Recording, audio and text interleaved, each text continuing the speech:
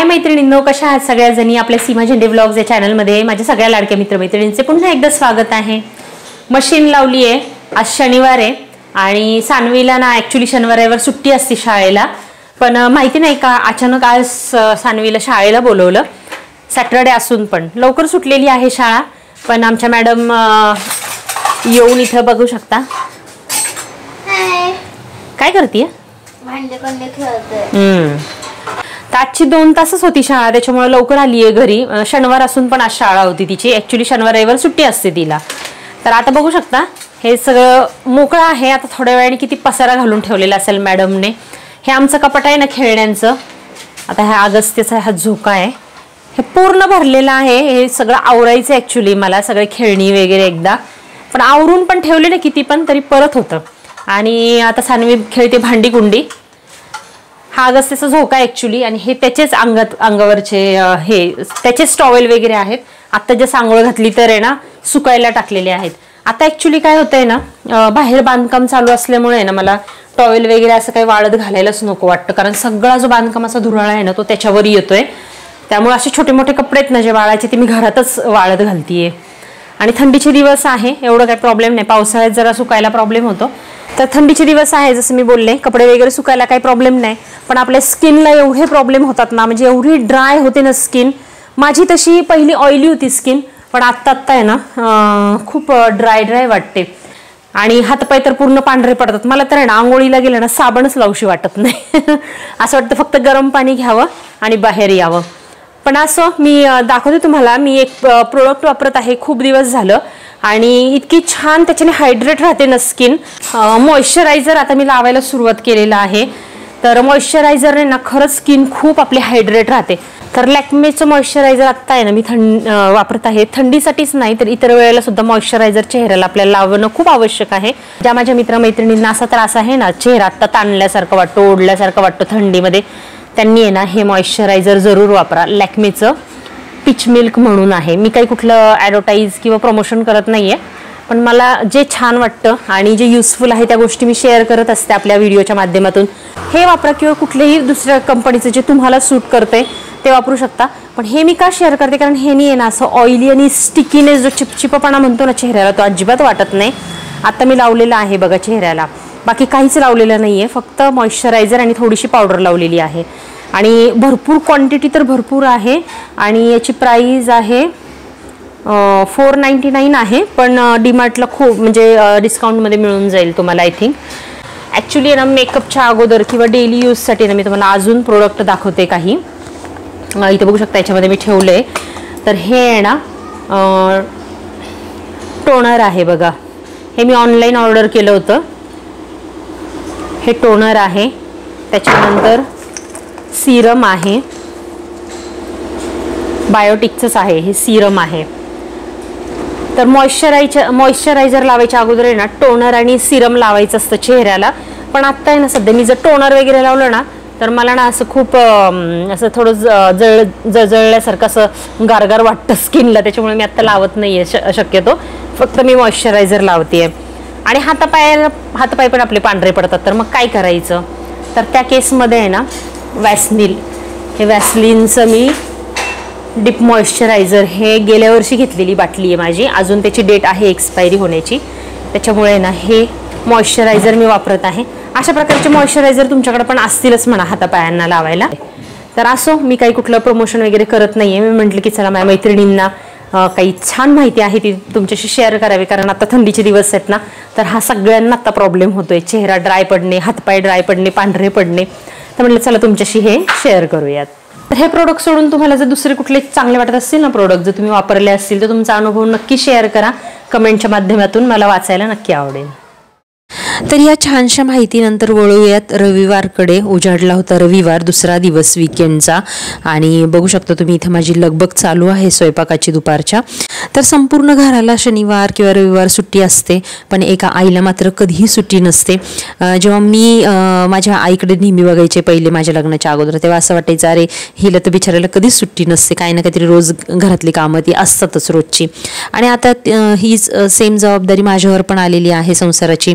आणि मला पण शनिवार असो की रविवार असो सगळी जबाबदारी जी आहे ती पार पाडावीच लागते. इतर दिवशी पण मुलांना काय हवं नको त्यांचं सगळं दिवसभराच्या सगळ्या गोष्टी मॅनेज करायच्या आणि शनिवार रविवार आले की असं काही ना काहीतरी स्पेशल मेनू करायचे त्यांच्यासाठी. हीच आपली हौस असते. आणि एका आईला आपली मुलं आपलं घरातले सगळं कुटुंब त्यांच्या सगळ्या मनाप्रमाणे गोष्टी करून द्यायच्या, याच्यापेक्षा वेगळा आनंद तो काय असतो. तर आज रविवारच्या दिवशी म्हटलं चला चांगली भाजी मस्तपैकी रश्श्याची काहीतरी करावी. तर छोले भिजवून ठेवले होते मी, मस्तपैकी रस्सा भाजी इथे करायला घेतलेली आहे छोलेची.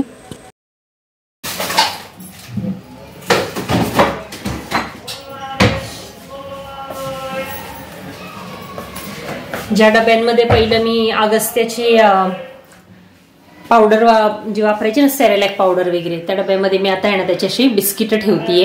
ही बिस्किट आहेत ना पूर्णपणे गव्हाची बिस्किटं आहेत आणि छान आहेत. न्यूट्री चॉईसची बिस्किट आहेत ब्रिटानियाची.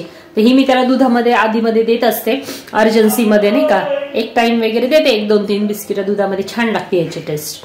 तर असा हा डब्बा आता मी याचा रियूज केलेला आहे.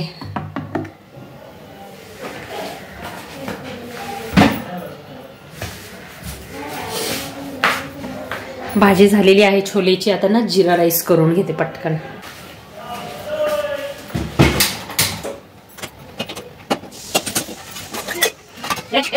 तर छोलेची भाजी तुम्ही बघितली असेल मी स्टीलच्या पातेल्यामध्ये केली. तर आता जास्तीत जास्त प्रयत्न करते मी की स्टीलच्या पातेल्यामध्ये स्वयंपाक करावा, पण अशा काही गोष्टी आहेत की ज्या नाही का करपण्याचे वगैरे जास्त चान्सेस असतात. त्याच्यामुळे मग मी इथे जिरा राईससाठी जर्मलचं भांडं वापरलेलं आहे. जिरा राईस मी एकदम वेगळ्या म्हणजे सिंपल पद्धतीने करते. आपल्या तेलामध्ये आहे ना सगळे खडे गरम मसाले आणि नेहमीपेक्षा थोडंसं जरा जास्त जिरं टाकायचं. फोडणी छान तडतडली की वरून पाणी टाकायचं. छान अशी उकळी आली की पाण्याच्या प्रमाणात तांदूळ आणि त्याच्याप्रमाणे ना मस्तपैकी असा मोकळा असा फडफडीत असा जिरा राईस करून घ्यायचा आणि चवीपुरतं मीठ वगैरे टाकायचं. काही जण काय करतात पहिला भात शिजवून घेतात आणि नंतर वरण फक्त जिऱ्याच्या फोडणीमध्ये परतून घेतात. तर तसं पण चालतं, पण मला आहे ना जरा असा अगदी एकदम मोकळा फडफडीत नको होता. थोडासा मीडियम असा मऊ भात मला हवा होता, कारण मला अगस्तीला सुद्धा हाच भात चारायचा होता. तर त्याच्यामुळे मस्त असा ना मऊसर असा जिरा राईस मी इथं केलेला आहे. हा सुद्धा मोकळाच झाला होता पण असं थोडासा मऊ झाला होता. दळण म्हटलं आज करेल उद्या करेल, आज करेल उद्या करेल, या नादामध्ये आहे ना पूर्ण दळण संपलेलं आहे. म्हणजे गव्हाचं पीठ आहे ना पूर्ण संपलेलं आहे. थोडंसं राहिलं होतं तर सानवी पुरते आहे ना एक चपातीचं पीठ झालेलं आहे आणि तिच्या नेहमीच आज रविवार आहे ना, तर आज मग तिला फेवरेट अशी तिची जी पनीर बटरची भाजी केलेली आहे मस्तपैकी तिच्यासाठी. म्हणजे मग पनीर बटर बरोबर तर चपातीच पाहिजे. मग तिच्यासाठी तेवढं एक चपातीचं पीठ झालेलं आहे, तिच्यासाठी चपाती. आणि त्या आम्हाला आहे ना छोलेच्या सोबत भाकरी खावी लागणार आहे आज. ठीक आहे, नो प्रॉब्लेम, भाकरी आवडती. तर आता दुपारी जाऊन दळून आणेल आणि मग संध्याकाळी आहे ना गव्हाच्या मस्तपैकी पुऱ्या किंवा चपात्या करणार आहे छोले बरोबर. तर चला आता मस्तपैकी भाकरी करून घेते गरमागरम. सानवीची एक चपाती करून घेते आणि मग स्वयंपाक रेडी आहे. इथं जिरा राईस तयार होतोय. उकळी बघू शकता आलेली आहे. बारीक करते गॅस. जिरा राईस झाला, चपात्या झाल्या, भाकरी झाली की झालं. भाज्या झालेल्या आहेत. तर भाकरीचं पीठ जर आहे ना 15 दिवसापेक्षा जर जुनं झाले असेल आणि विशेषतः ज्वारीचं, तर ते ना असं भरभरीत होतं आणि त्याच्या भाकऱ्या करायला गेल्या ना की त्या पटकन तुटतात किंवा केल्यानंतर ना अशा किरवजलेल्या होतात भाकरी, अशा मऊसर होत नाही. तर त्याच्यासाठी काय करायचं, भाकरी आहे ना नेहमी गरम पाण्यात पीठ मळून घ्यायचं. तर इथे तुम्ही बघू शकता तवा मी इथं गरम करायला ठेवला आणि त्यातच थोडंसं पाणी मी गरम करून घेतलेलं आहे आणि ते पाणी मी ह्या भाकरीच्या पिठाला वापरणार आहे. असं पीठ जर तुम्ही मळलं ना गरम पाण्यामध्ये, तर तुमच्या भाकरी आहे ना छान अशा मऊसर होतील आणि नंतर आहे ना साईडने अशा क्रॅक पण पडणार नाहीत त्याला. तर तुम्ही इथं बघू शकता मस्त अशा मऊसर पीठ मळून घ्यायचं पहिलं गरम, आणि जसं जसं पाणी लागेल ना तसं तसं त्यात गरम पाणी टाकायचं आहे. फक्त आहे ना पीठ मळताना काळजी घ्यायची, कारण पाणी गरम असताना हाताला भाजण्याची शक्यता असते. त्याच्यामुळे ग्लासात काढून घ्यायचं, म्हणजे आपल्याला कसं एक प्रकारचा थोडासा अंदाज घेता घेता आपण याच्यामध्ये ॲड करून भाकरी करू शकतो. आणि ना मध्यंतरी बरंच पेपरला टीव्हीला असं दाखवत होते की भाकरी किंवा जी काही रोटी असेल ती डायरेक्टली गॅसच्या ह्याच्यावर फ्लेमवर शेकायची नाहीये. पण असं जरी असेल ना तरी तुम्ही एक ऑब्झर्व करा की जर आपण तव्यावरच जर भाकरी अशी उलटी करून जर भाजली ना तर ती अशी फुगत नाही. जशी आपण डायरेक्टली फ्लेमवर भाजतो ना गॅसच्या, तर ती छान अशी फुगते. पण नुसतं तव्यावर हे केले ना तर फुगत नाही. त्याच्यामुळे मी तर डायरेक्टली गॅसवरच भाजते. तुमचं काय मत आहे, तुमच्या माहितीप्रमाणे काय योग्य आहे काय नाही आहे ते मला नक्की सांगा. म्हणजे चालतं का की गॅसच्या जर शेगडीवर डायरेक्टली आपण भाजल्या भाकरी किंवा चपात्या तर चालतात का? चपाती तर मी काही भाजत नाही, पण भाकरी मी भाजते. तर भाकरी तुम्ही बघितल्या असाल की छान अशा माझ्या मऊसर भाकरी झाल्या होत्या आणि साईडनी अगदी गोलगरगरीत झाल्या होत्या, बिलकुल त्याला कुठेही चिरा वगैरे पडलेले नाही आहेत. आणि हे जे डाग दिसत आहेत ना थोडेसे ब्लॅक कलरचे, ते जे आपण गरम होते ना की आपलं जे स्टँड आहे गॅसचं ते जे गरम होतं ना त्याचं थोडंसं ना डाग त्याच्यावर पडतात. ॲक्च्युली आहे ना दरवेळेला मी 10 किलो गव्हाचं पीठ आहे ना दळून तयारच आणलेलं असतं माझ्या घरामध्ये. 3-1 आठवडे मला ते आरामात जातं. आणि ह्या वेळेला ना मी 6 किलो पीठ दळून आणलं होतं आणि ते पटकन संपलं या वेळेला असं वाटलं, कारण मला आहे ना अंदाज आला होता की पीठ संपणार आहे. आणि कधीच असं होत नाही, जेव्हा पण पीठ संपायला आलं ना मी ॲडव्हान्समध्ये दळून आणून ठेवत असते. पण ह्या वेळेला मी ना जरा कंटाळाच केला, म्हटलं की चला आज करू उद्या करू ह्या नादामध्ये ना पूर्ण पीठ संपेपर्यंत मी काय दळूनच आणलं नाही. आणि फायनली मग जेव्हा दुपारी मुलं झोपली ना मी दळण दळायला घेतलं. इथं डीमार्टमधले जे गहू आहेत ना हे अजिबात दळायची वगैरे काही गरज पडत नाही. आणि ह्या गव्हाबरोबरच आहे ना मी बाजरी पण यावेळेला दळून आणलेली आहे. थंडीचे दिवस आहेत त्यामुळे ना आता बाजरी खायला पाहिजे आणि बाजरीच्या भाकऱ्या खूप छान लागतात थंडीच्या दिवसामध्ये. आणि आता रविवारचा दिवस संपत आलेला होता आणि थंडीचा कडाका इतका वाढलेला आहे पुण्यामध्ये 2-3 दिवसांपूर्वी ना, त्यामुळे ना कंटिन्यू असा अंगामध्ये दिवस असो किंवा रात्र असू दे स्वेटर जॅकेट असं घालूनच बसावं लागतं, एवढी थंडी वाजत आहे सध्या. आणि जसं तुम्हाला सगळ्यांना माहिती आहे की रात्री ना माझं किचन क्लिनिंग खूप इम्पॉर्टंट आहे, ते केल्याशिवाय मी झोपत नाही. आणि मला जवळजवळ रोजचे 12 वाजता झोपायला. 11च्या अगोदर तर मला असं कधीच झालं नाही की मी झोपलेली आहे सगळं कामावरून. आता तुम्ही म्हणाल की जेव्हा मुलं जागी असतात किंवा त्याच्या अगोदरच का नाही तू हे सगळ्या गोष्टी करत, तर त्या करायच्या म्हणजे ना काय होतं प्रॉब्लेम की आमची जेवणं वगैरे झाल्यानंतर मुलांचं सगळं आवरून त्यांना बेड वगैरे टाकून झोपी घालायचं असतं. कारण त्याच्यानंतर आहे ना त्याच्यानंतर मी पसारा झाडून वगैरे उरकायला सुरुवात करते. कारण ते जर जागे असले ना की तो पसारा आणि ते सगळ्या गोष्टी आहेत ना इकडं तिकडं पडतच असतात. त्याच्यामुळे असं वाटतं की ते एकदा झोपले ना मग ह्या सगळ्या गोष्टी आवराव्या. आणि रात्रीची ना मी घरंसुद्धा स्वच्छ झाडून वगैरे झोपत असते. कारण जसं मी सांगितलं की मला आहे ना ह्याच्या अगोदर कॉक्रोचेसचा एवढा प्रॉब्लेम झाला होता डिलिव्हरीमध्ये, मी कधीही स्प्रे वगैरे मारू शकले नाही किचनमध्ये आणि त्याचा फायदा झाला त्यांना. आणि घरामध्ये खूप सारे असे कॉक्रोचेस वगैरे वाढले होते, तर त्याच्यानंतर मी छान असं पेस्ट कंट्रोल वगैरे करून घेतलं घरामध्ये. आणि आता आहे ना पूर्ण सगळी झुरळं नाहीशी झालेली आहे. त्याच्यामुळे ना क्लिनिंगला खूप पहिल्यापासून मी महत्त्व देत आलेली आहे. पण प्रेग्नन्सीमध्ये ते माझे हात बांधले होते की मी कुठल्याही प्रकारचं औषध वगैरे घरामध्ये मारू शकत नव्हते, कारण त्या औषधांचा प्रेग्नंट जी बाई असते तिला त्रास होऊ शकतो. त्याच्यामुळे मी काही ते मारत नव्हते आणि त्याच्यानंतर मला त्या गोष्टींचा खूप खूप त्रास झाला. त्याच्यामुळे मी आता आहे ना क्लिनिंगला खूप इम्पॉर्टंट देत आहे. आणि शनिवार रविवारचं माझं दुसरं महत्त्वाचं काम म्हणजे ना भाज्या वगैरे सगळ्या ज्या काही आम्ही आठवड्याच्याच एकदम भाज्या आणून ठेवतो. सानवीचे पप्पा मला आहे ना मंडईतून एकदम भाज्या आणून देतात आणि भाज्या ना मी साफसफाई वगैरे शनिवार रविवारच करून ठेवत असते. त्याच्यामुळे ना तो माझा अर्धा तास एक्स्ट्राचा वाढतो शनिवार रविवारचा. तर मला ना खूप कंटाळवाणं काम आहे हे की सगळ्या भाज्या एकत्र काढणे आणि त्या वेगवेगळ्या करून भरणे सेपरेट आणि मग त्या फ्रीजमध्ये ठेवणे, याच्यामध्ये ना बरोबर अर्धा ते पाऊण तास जातो. आणि ह्या वेळेला आहे ना सानवीच्या पप्पांनी तुम्ही बघू शकता इतका ढीग भाज्यांचं सगळं मिक्स करून आणला होता ना, माझं इतकं डोकं फिरलं ते सगळं बघून. सगळ्या भाज्या मिक्स, मिरच्या, पावटा, नंतर गवार आणि असं सगळं बारीक बारीक निवडायला किती वेळ लागणार त्याच्यानंतर. तर त्यानंतर मी त्यांच्यावरच चिडले, म्हटलं काय तुम्ही सगळं एकत्र करून आणलं. आणि मी ना ते पातेलं भरून तसंच ठेवून दिलं आणि त्याच्यानंतर त्यांनी ना मला सगळं सेपरेट करून दिलं दुसऱ्या दिवशी. आणि त्याच्यानंतर मग मी निवडत बसले, कारण एक तर ऑलरेडी एवढा उशीर झालेला असतो आणि त्याच्यानंतर पुन्हा ह्या भाज्या सगळ्या सेपरेट करणं हे एक वेगळं टास्क नको होतं मला. आणि मला हे ऑलरेडी खूप बोर होतं, पण करायला तर पाहिजेच. किचनमधलं सगळी कामं उरकल्यानंतर आहे ना सर्वात शेवटी मी ना झाडून घेत असते. काय होतं अगस्त्याला मी छोट्या मोठ्या काही खायला दिल्या ना गोष्टी तर राहिलेल्या आहेत ना, तो असं तुकडे या सोफ्याखाली टाक, कुठे चेअर खाली टाक असं टाकून देत असतो. आणि मग त्याच्यामुळे ना झुरळांना तेवढंच आयतं खाद्य मिळतं आणि ते मला आत्ता सध्या नको आहे. मला कुठल्याही प्रकारचं आहे ना रात्रीचं खाल्लेलं किंवा खरकटं कुठेही घरामध्ये पडता कामा नये.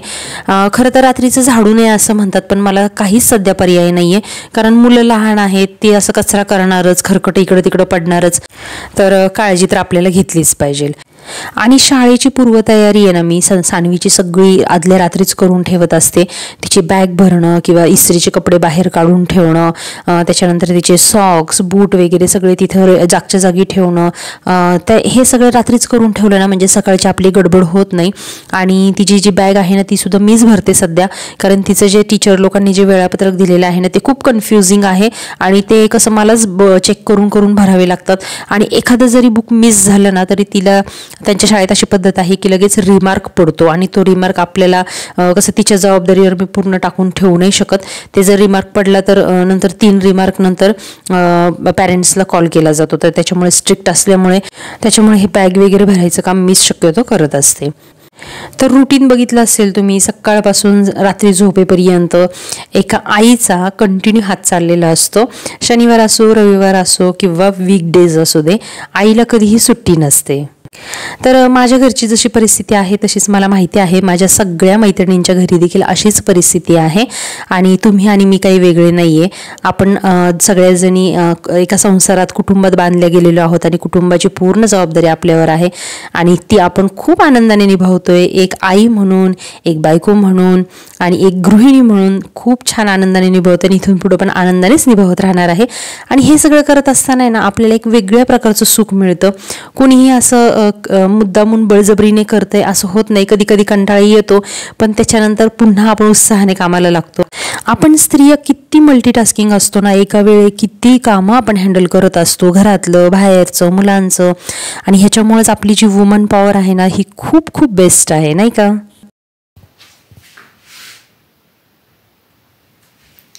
टाईम बघू शकता, 12:15 झालेले आहेत आणि आता सगळं आवरले.